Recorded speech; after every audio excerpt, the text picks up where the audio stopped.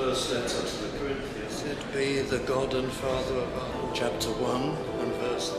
Fight the good fight. Timothy chapter 6 and verse.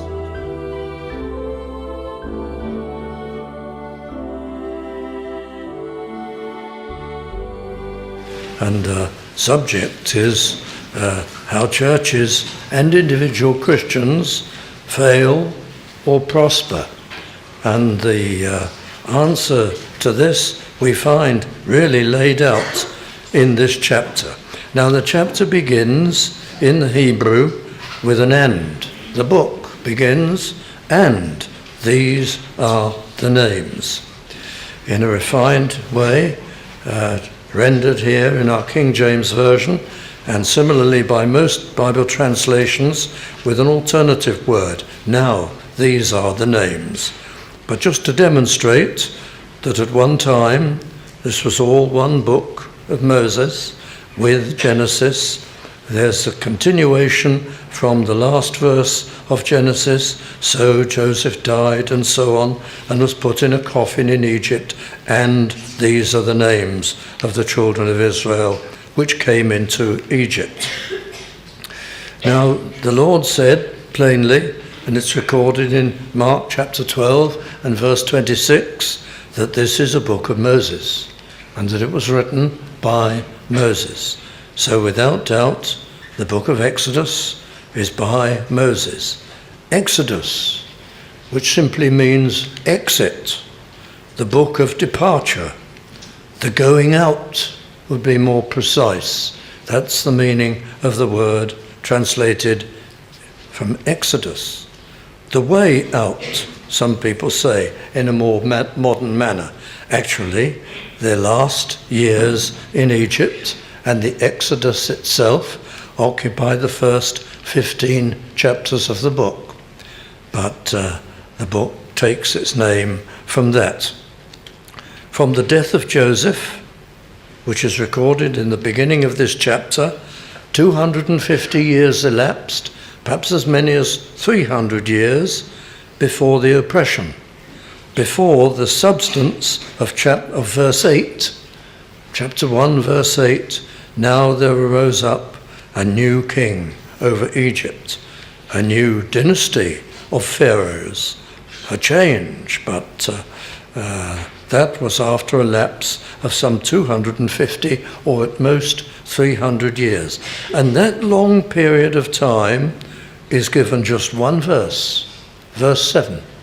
And that follows from the death of Joseph and all his brothers, his generation, which probably includes their immediate children. And then verse 7 traverses the entire period after the death of the patriarchs and their children to the time of the new king over Egypt. And this is all you learn here, but you learn more in other books of the Bible about that generation. And the children of Israel were fruitful and increased abundantly and multiplied and waxed exceeding mighty, and the land was filled with them. Now the rest of the chapter gives hints that all was not well, and that things had gone very wrong in that 250, 300 year period. And the people had become very decadent. Things had declined.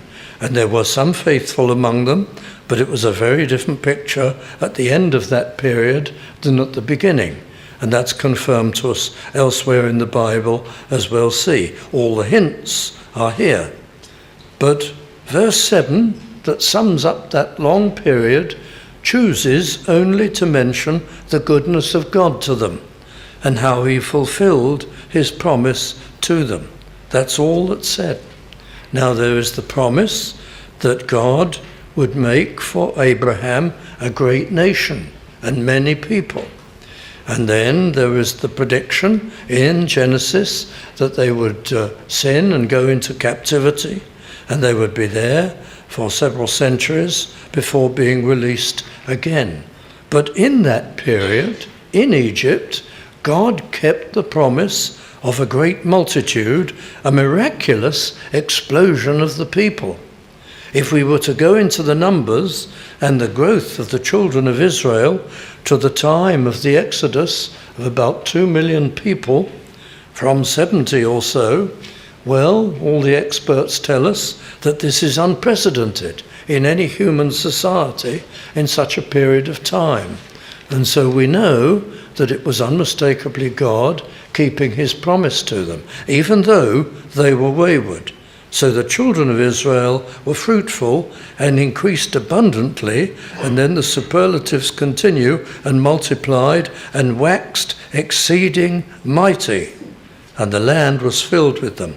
They seemed to overflow from Goshen, where they had been settled in the northeast of Egypt, and they seemed to have become present everywhere, earning their living and doing different things. The death of Joseph was most probably around 1800 BC, and now we're into the period after the death of him and his brothers.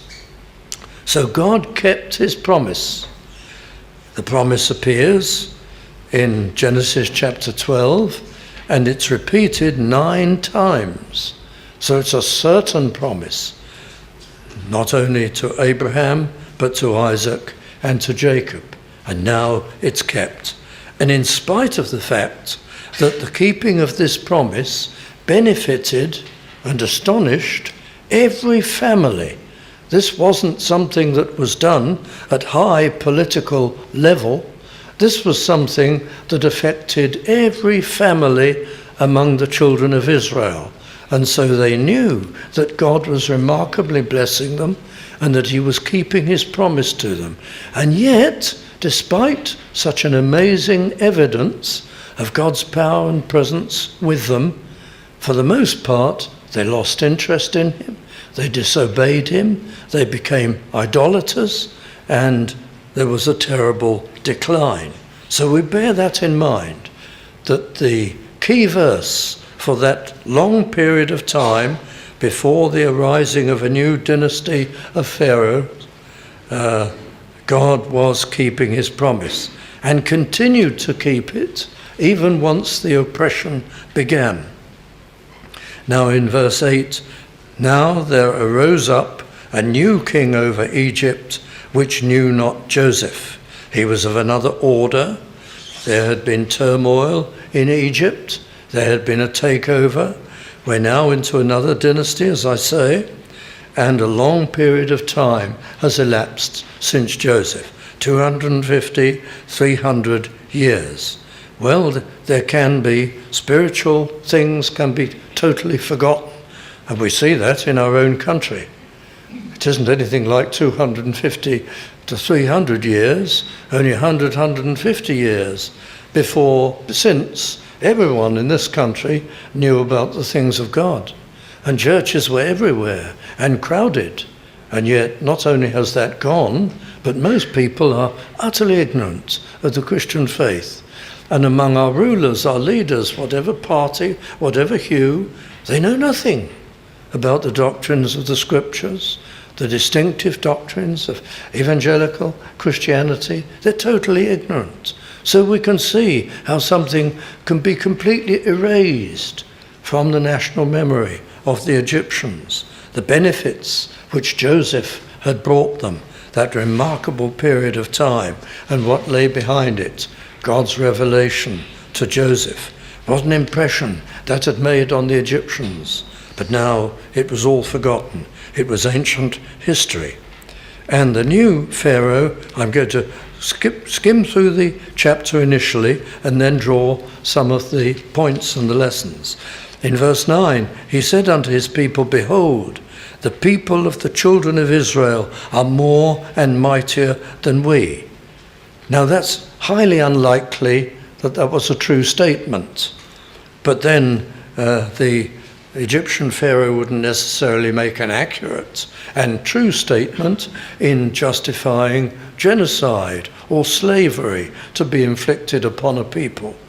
He would whip the people, the leaders of the people, into a frenzy for this.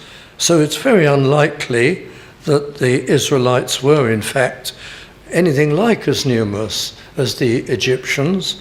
It's what an unreliable person says in his political manoeuvring. But here is the purpose of it. Verse 10, come on. He's got to goad the Egyptians into doing this. Let us deal wisely or subtly or cunningly with them, lest they multiply, and it come to pass that when a war occurs, they join the enemies, fight against the Egyptians, and so use that as an excuse, the upheaval, to migrate out of the land and back to Canaan. So there's a double fear, in a sense, that the children of Israel will take up arms with the enemies of Egypt, and that they will go and they won't have the benefit of them in the land and their service anymore. They had largely turned into a nation of servants. They were in service to the Egyptians. Probably now they were treated with contempt as inferiors. In those times, Egypt had great national pride and held any other nation in contempt. They had become, the Egyptians, a powerful empire. They controlled everything, virtually everything, in the known world, one way or another. And they were into building great buildings and cities, rather like the British. Many, many years later, we went into India and in the great cities and the capital cities, put up massive, beautiful colonial buildings.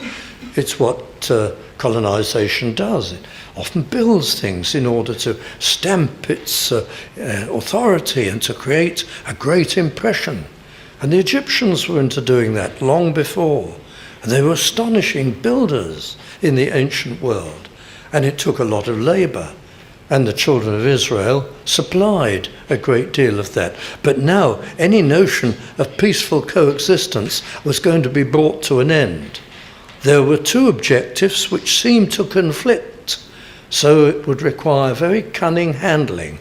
The policy of Pharaoh and his court and his officers was going to be seemingly contradictory. Keep the children of Israel and turn their servitude, their servanthood, into slavery and into forced labor. We need them. We need them to produce the bricks. We need them to put up the buildings. We need them to go bareback in the fields, to till them and to dig the irrigation trenches, the most elaborate irrigation system of ancient Egypt, which required no end of toil, and that would be worked by the children of Israel. But to achieve that objective, the children of Israel had to be brought lower and intimidated so that they would obey without question, and they'd be afraid to break ranks and do anything else. At the same time, there was the conflicting objective of culling them, reducing their numbers, because they were becoming too numerous. We want them as slaves. We need them. We want to terrorize them and keep them down, but we don't want so many of them. Well, forced labor was a very suitable way of achieving both objectives. Well, even now, building is a dangerous business, but you can imagine how dangerous it was then, when there were no safety laws, rules or equipment or any such thing. Even in the 19th century, the great building projects of the Victorians cost an alarming number of lives. So in ancient Egypt, the people who had to do the forced labor, the building, there was high loss of life. But still, the loss of life achieved, if I may put it that way, by the Egyptians through forced labor was not as great as they needed. So there was to be, and we read about it in the chapter, the execution. I don't know whether that would have been for a time, a short time, a long time, but the execution of the baby boys as they were born. And that didn't work out. But I'll stick to the order of the text here, and verse 10 and then verse 11. Therefore they did set over them taskmasters to make their service unnecessarily and unusually rigorous, to afflict them with their burdens, to intimidate them and bring them down. They built for Pharaoh treasure cities, or possibly military store cities. It could be Pithom and Ramses. But the more they afflicted them, God continued to witness among them, the more they multiplied and grew. And every family would see this testimony that God gave of his presence with them, his keeping of promises and his power. And yet astonishingly, the children of Israel went over to idolatry. The Egyptians had no blessing like they had, but they turned to the gods of Egypt. And although there was one principal god in Egypt, the god of the prevailing Pharaoh, yet it was a very polytheistic society. The ordinary people had many other gods. And yet the people trusted them instead of the true God, who was giving them larger and larger families. And then they, in verse 12, referring of course to the Egyptians, they were grieved because of the children of Israel. And the word translated grieved there is a very interesting Hebrew word, which more means something like this. Certainly means grieved, but it means something like this: loathing. The Egyptians loathed them. They abhorred the children of Israel. And they had, and this is in the word, they had a kind of sickening fear. And other translations translate that not grieved, but filled with dread or fear. A kind of sickening fear. They're going to outnumber us. What we're being taught by our rulers is no doubt true. They're going to outnumber us, and then there'll be trouble for us. And so they despised them, and hatred was produced, animosity, antagonism, and they were grieved because of the children of Israel. And the Egyptians, verse 13, made the children of Israel to serve with rigor. They became more ruthless in this oppression.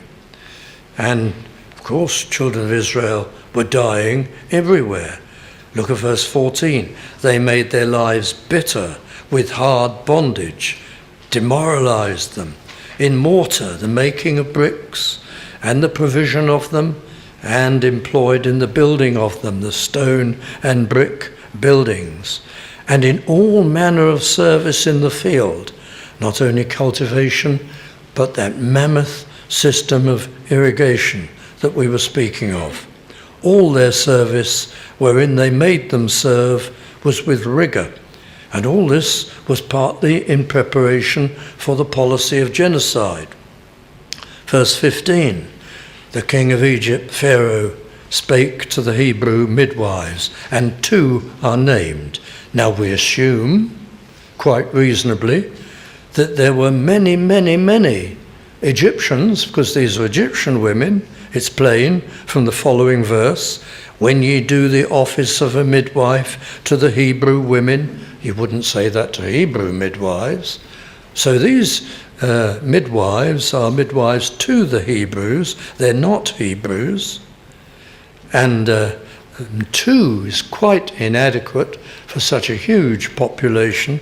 So these are obviously the principles of the whole core of midwives, and they're Egyptians. And so they're told in a difficult to translate term in verse 16, when you do the office of a midwife to the Hebrew women and see them upon the stools, which everybody thinks most likely means the kind of stools or low benches or tables that the midwives used for the birth, but there are many other ideas and translations, but that's possibly the most likely, and our translation steers a vague course and leaves it undetermined. If it be a son, then you shall kill him, but if it be a daughter, then she shall live. And this is not a small detail that follows.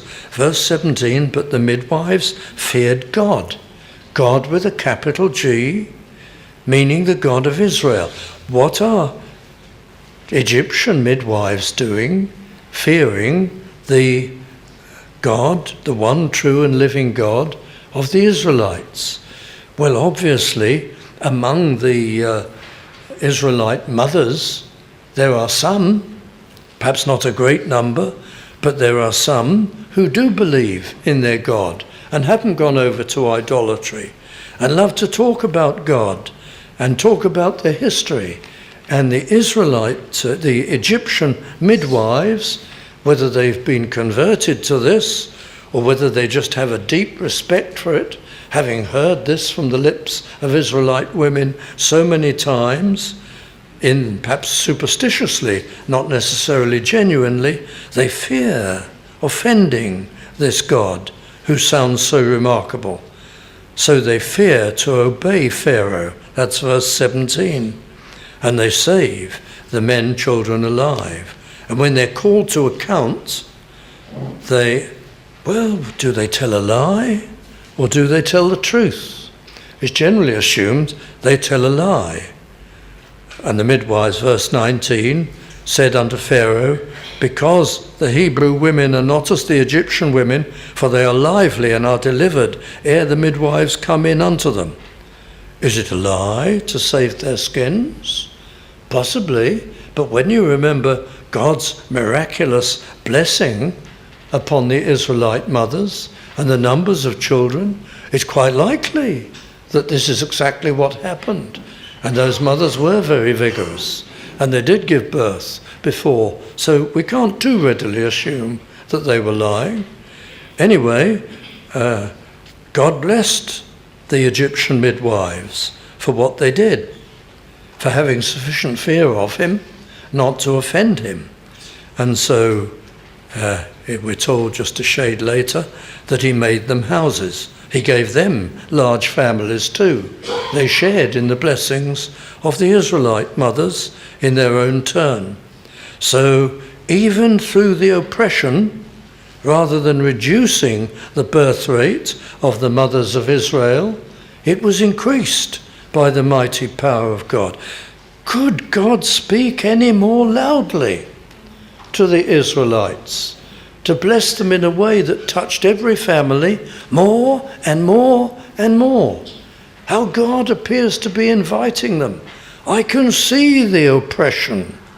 I can see the hostility towards you and the agonies imposed upon you. Look what I'm doing to you.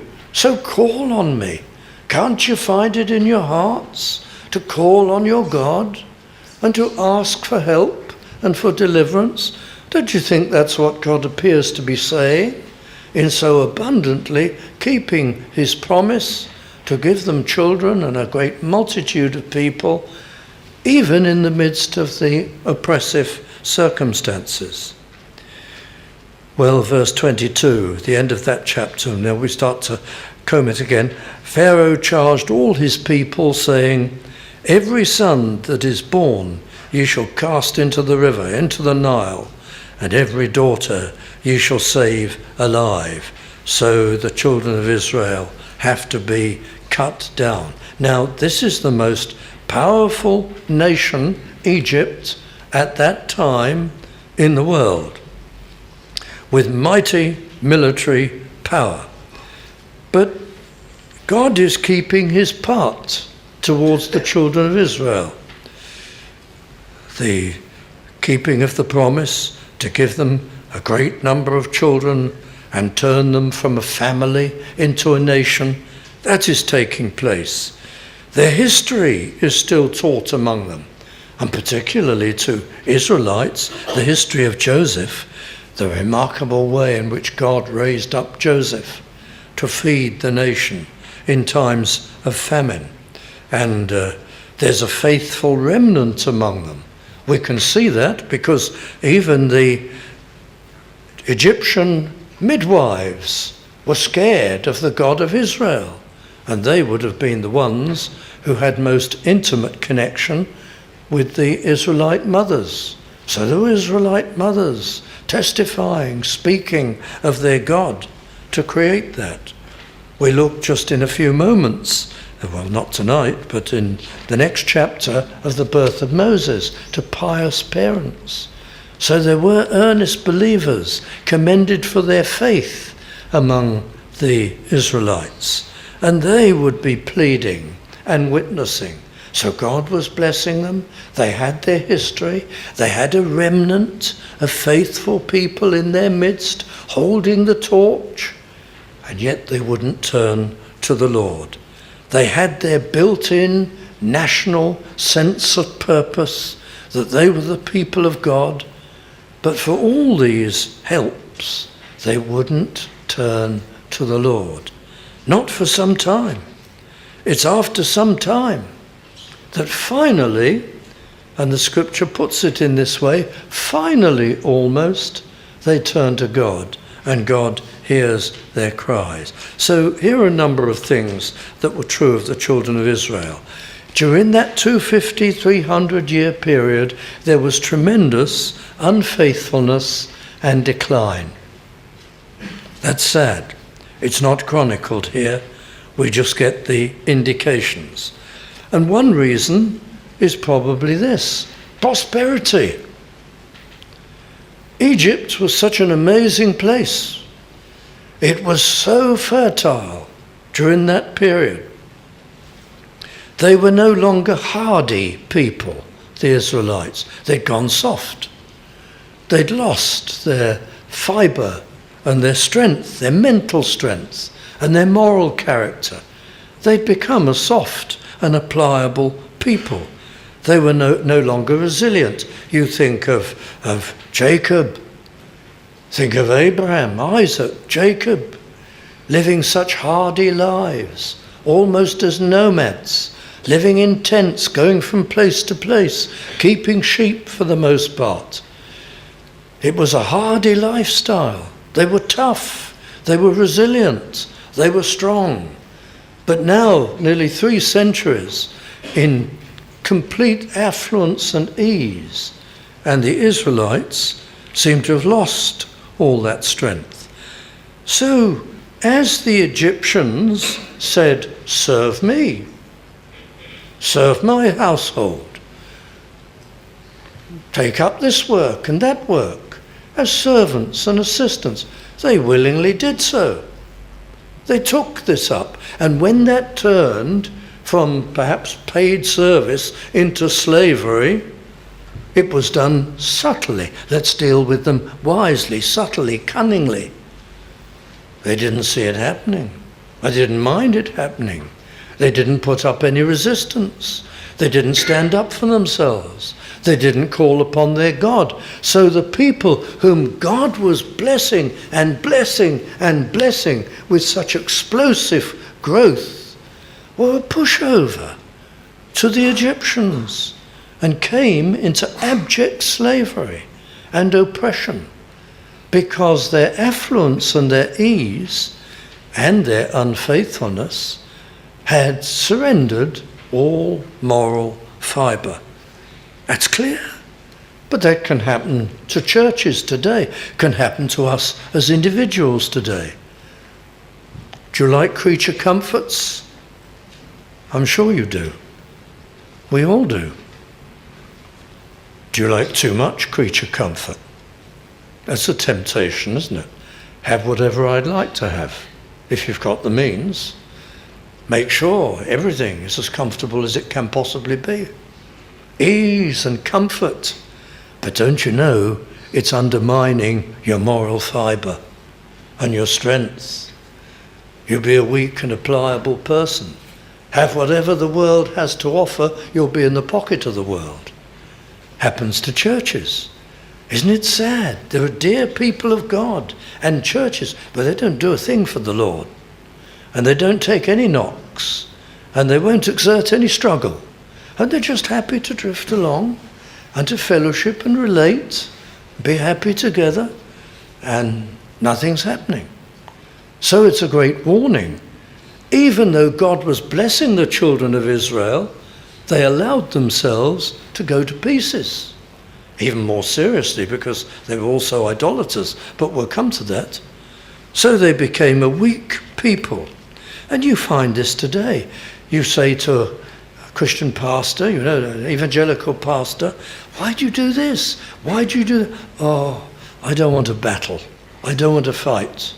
I was talking a few weeks ago to a man who's a deacon in a church which has just surrendered to everything that's going on today.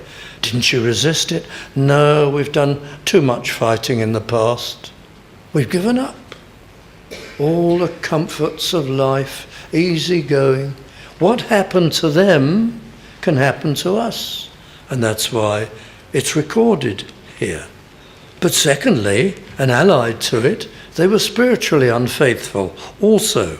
Idolatry. Let me turn you to Joshua chapter 24. I mentioned earlier that we look at other parts of the scripture to be informed about what happened in this 250, 300 year period. Joshua chapter 24 and verse 14. Now therefore, this is Joshua speaking God's word to the children of Israel later on in his time. Now therefore fear the Lord and serve him in sincerity and in truth, and put away the gods which your fathers served on the other side of the flood and in Egypt, and serve ye the Lord. So there it is, you see. It was written into their history, and Joshua here is God's mouthpiece. When you were in Egypt, you served idols, and some of you have still got them. And you better put them away. And then we can go right over to Ezekiel chapter 20. And the prophet Ezekiel in chapter 20 and verses 7 to 9 is inspired to spell it out as he chastises the people. It's God speaking, verse 7. Then said I unto them, cast ye away every man the abominations of his eyes, and defile not yourselves with the idols of Egypt. I am the Lord your God. This is how God spoke to the children of Israel when they were in Egypt. But they rebelled against me, and would not hearken unto me. They did not every man cast away the abominations of their eyes, neither did they forsake the idols of Egypt. Then I said, I will pour out my fury upon them to accomplish my anger against them in the midst of the land of Egypt. And so it goes on. And in the end, God brought them out of Egypt. And it tells us in Ezekiel, one of the reasons was to get them away from the extent of their idolatry. Well, that's deeply serious. That with all the affluence, they became idolaters, in spite of the blessing of God.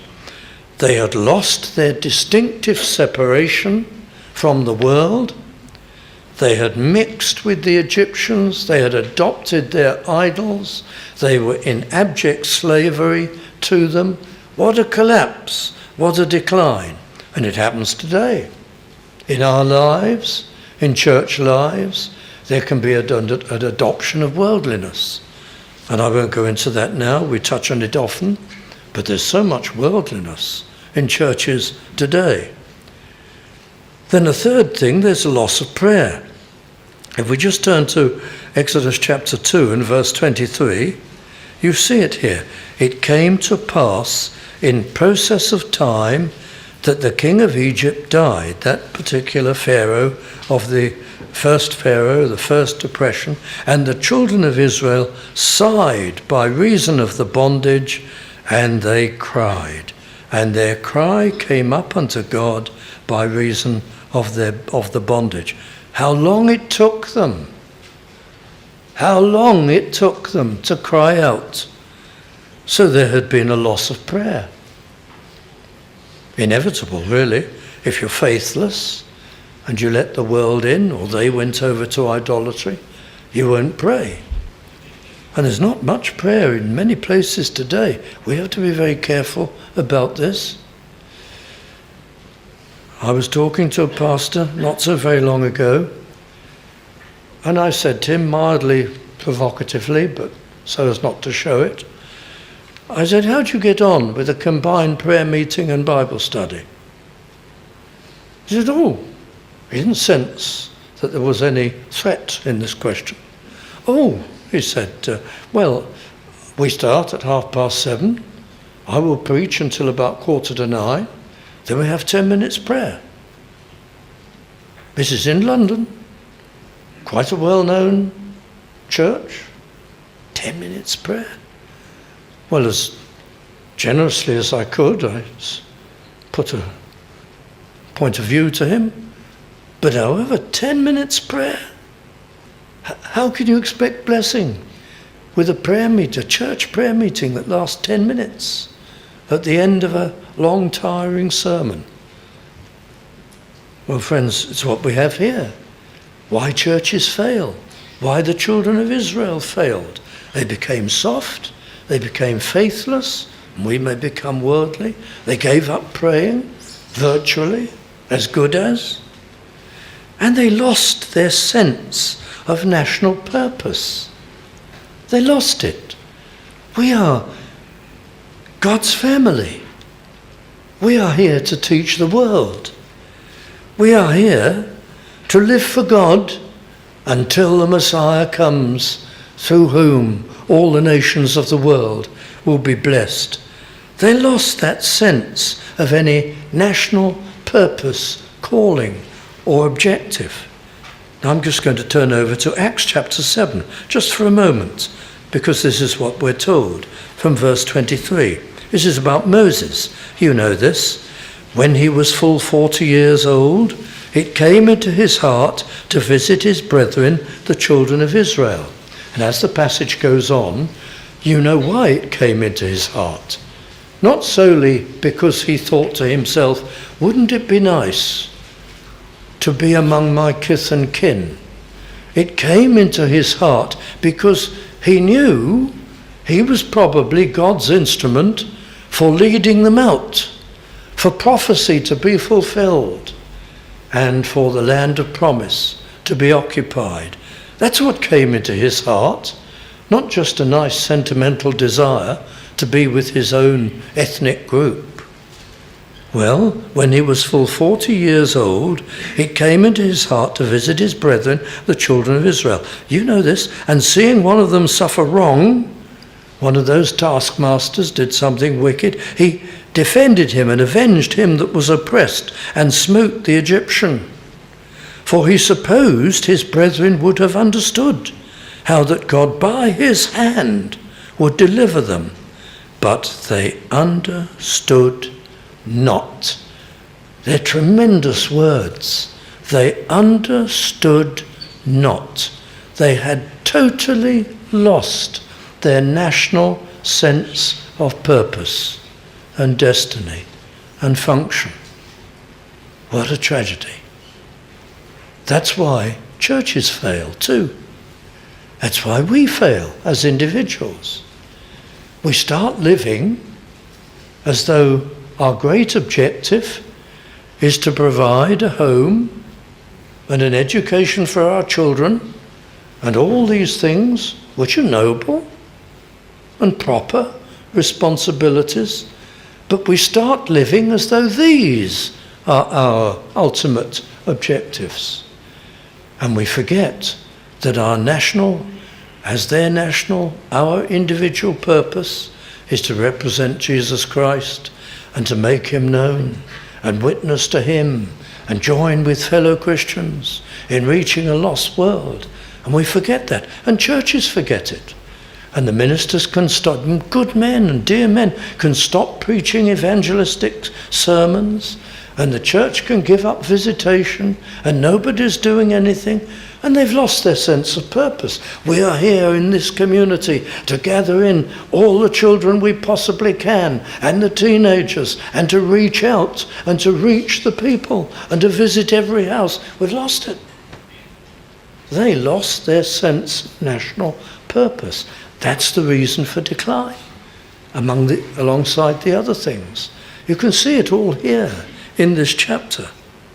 And then I must start to move to conclusion. They also lost, while I'm open at Acts 7, they lost their openness to reproof. And that's a sure way to failure.